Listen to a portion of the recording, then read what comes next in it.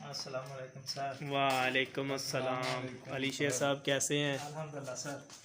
سر آپ سنائیں کیسے ہیں؟ ٹھیک خیریت ٹھاک. سے؟ وکاس کیسے ہیں آپ؟ الحمدللہ سر. تو یہ میرے جو ہے نا وہ دو اسٹوڈنٹ ہیں، بڑے ہی پیارے ہیں، اور یہ دیکھیں ان کے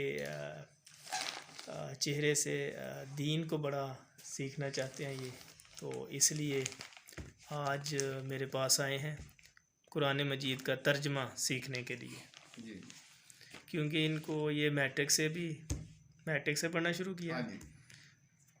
السلام علیکم، کیسے ہیں آپ سب؟ امید ہے خیریت سے ہوں گے. ہم آئے ہیں جی، یہ میرے ساتھ میرے محترم ہیں سر علی شیر صاحب، اور میرا نام وقاص علی ہے.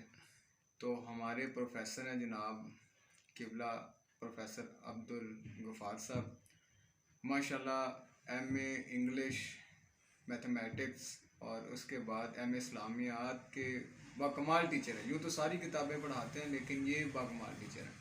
اور آج جو سب سے زیادہ ان کا ریسنٹلی جو کارنامہ میں ان کو اپریشیٹ کرتا ہوں وہ جا رہا ہے ترجمۃ القرآن کے حوالے سے.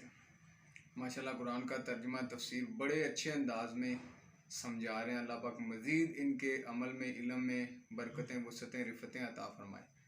تو جی ہم نے میٹرک سے سر کے پاس پڑھنا سٹارٹ کیا تھا. میٹرک کے بعد پھر انٹر، گریجویشن، اور ابھی ریسنٹلی ہم نے ماسٹرز کا جو اسلامک اسٹڈی میں کیا ہے، میں بھی اور سر علی شیر صاحب بھی. تو پارٹ 1 میں فرسٹ ڈویژن ہم نے حاصل کی تھی، اور پارٹ 2 کا ابھی ہم رزلٹ کا ویٹ کر رہے ہیں.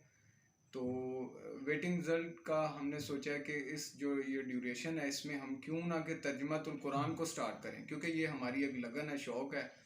تو ہم نے دیکھا کہ پورے علاقے میں سب سے زیادہ اس جو ہے ترجمۃ القرآن کے حوالے سے جو محنت کر رہے ہیں نا، ماشاءاللہ جناب پروفیسر سر عبدالغفار صاحب ہیں.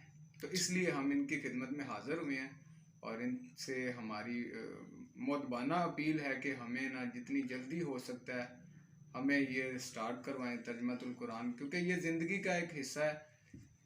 کلو نفس ذائقۃ الموت، کے ہر جاندار نے موت کا ذائقہ چکھنا ہے. ٹھیک ہے، تو جب جانا برحق ہے کہ ہر کسی نے جانا ہے، تو دیکھیں دنیا کے کام کاج سارا کچھ ہوتا رہتا ہے، اور یہ سارا کچھ یہاں پہ رہ جانا یہ دنیا کے اعمال. آپ وہ نیکیاں لے کے جائیں، وہ اعمال لے کے جائیں جو آپ کے آگے کام آئیں گے. تو اس کے لیے ہم نے سوچا ہے کہ اپنی مصروفیات، آپ کو پتہ ہے کہ آج کل ہر بندے کے پاس وقت نہیں ہے. ٹھیک ہے، کسی کو بھی آپ پوچھ لیں وہ کہتا ہے کہ میں بہت زیادہ مصروف ہوں، بہت زیادہ.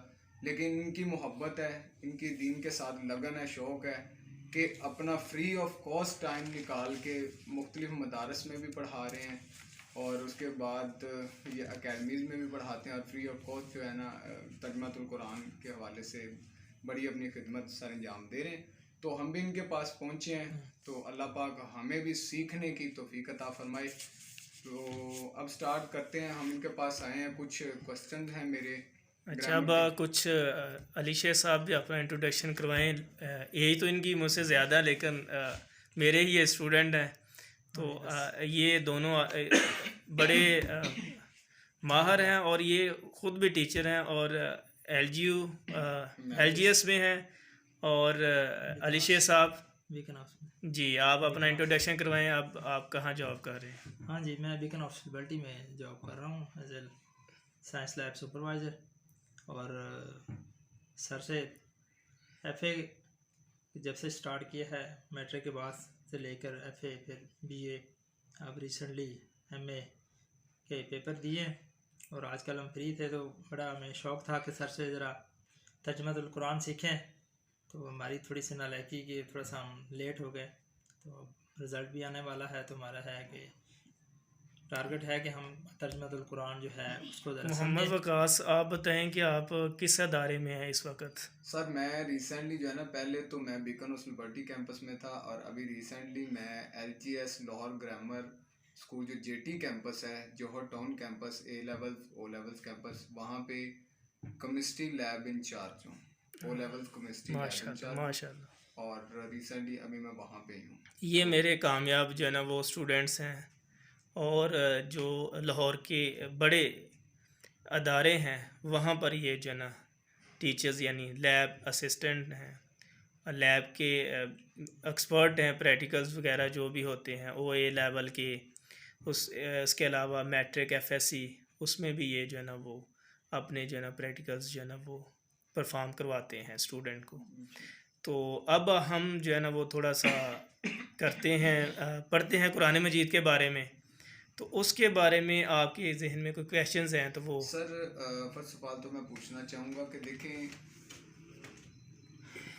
میں اکثر ان چیزوں سے آ کے میں تھوڑا سا ہیزیٹیٹ ہوتا ہوں کہ فعل مضارع فعل ماضی کی کیا پہچان کیا ہے، ہمیں کیسے پتہ چلے گا کہ اللہ نے قرآن میں فرمایا ہے کہ پاسٹ کی بات کی جا رہی ہے یعنی کہ ماضی کی بات کی جا رہی ہے یا پھر مستقبل کی بات ہے یا حاضر کی بات ہے، اب کیسے پتہ چلے گا؟ کیونکہ عربی تو ہر بندہ ہی دیکھ کے پڑھ لیتا ہے، ٹھیک ہے، اور اوپر اگر ترجمہ لکھا ہے تو وہ بھی دیکھ کے تو پڑھ لیں گے لیکن کوسچن ذہن میں یہاں یہ آتا ہے کہ یہاں پہ ہے کا ذکر آئے گا یا پھر تھا کا ذکر ہے، ٹھیک ہے۔ بعض کا ایسے میں نے دیکھا لوگوں کو اچھے خاصے جو پڑھے لکھے قابل استاد ہیں، میں نے ان کو بھی دیکھا ہے کہ وہاں پہ حاضر کا صیغہ ہے تو وہ غائب کا پڑھ رہے ہیں، وہاں پہ ماضی کی بات ہے تو وہ حال کا پڑھ رہے ہیں۔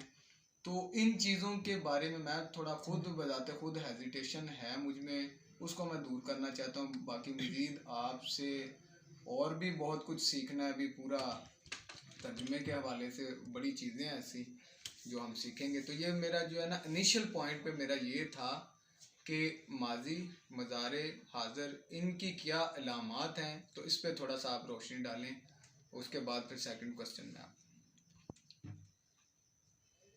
بسم اللہ الرحمن الرحیم، السلام علیکم۔ بڑے ہی اہم نکات جو ہیں نا وہ وقاص نے پوچھے ہیں، تو وہ فردر ون بائی ون جو ہے نا اس کے بارے میں آپ کو بتاتا ہوں کہ قرآن مجید جو ہے وہ اس میں 98% یعنی 98% جو ہے نا اردو زبان ہے۔ جب 98% اردو زبان ہے تو پھر آپ کو سمجھنا چاہیے کہ قرآن مجید کا ترجمہ آپ آسانی کے ساتھ سیکھ جائیں گے، کوئی مشکل نہیں ہے کام۔ اور ٹوٹل جو قرآن مجید میں الفاظ ہیں وہ 3,22,671 ہیں، اور اگر 98% اس کے نکالیں تو وہ بنتے ہیں 3,16,217۔ یہ الفاظ اردو زبان کے ہیں۔